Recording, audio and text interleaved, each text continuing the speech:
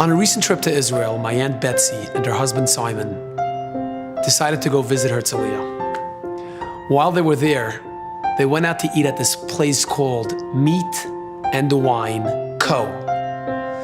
It's a beautiful, magnificent two-story restaurant.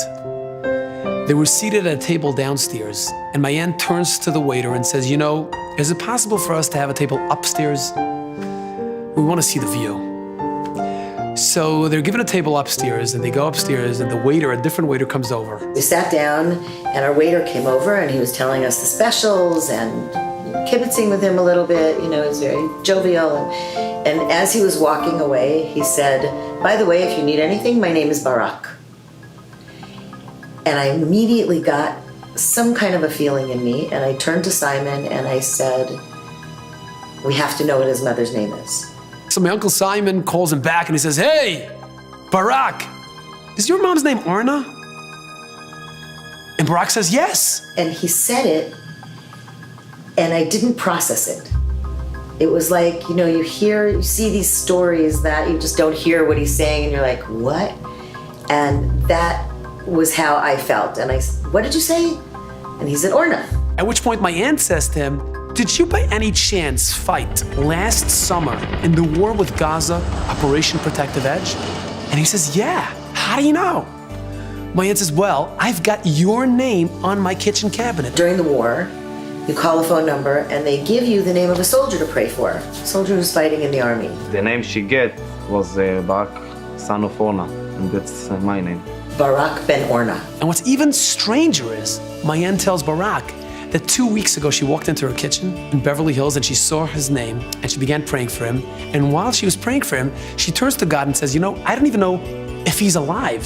It would be nice to meet him and to see how he's doing." I went to Israel, it wasn't planned. I went to Herzliya, it wasn't planned. We went to this restaurant, we went to this table. He was our waiter. It was just a powerful message to me that Hashem is right there. Betsy prayed for me to come back home safe, and I came back home safe. When you realize that someone prays for you to come back, it makes the heart very, very warm. Around 3 weeks ago, Barak sent an email to my aunt. He told me that the next day he started putting on tefillin, that he hadn't put on tefillin in years. I felt that this is a mark from God or something. This was unbelievable.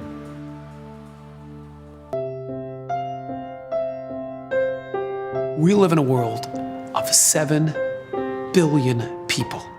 And it's hard to imagine that the creator of the universe is looking after little old me. It's hard to believe that he's orchestrating every event in our life. And sometimes it's hard to feel like when I talk to him, he's actually listening. On Rosh Hashanah, the day God created man, we remind ourselves that he is actually paying very, very close attention to every detail of our life. We remind ourselves that he is behind the events we call coincidence, accident, or chance.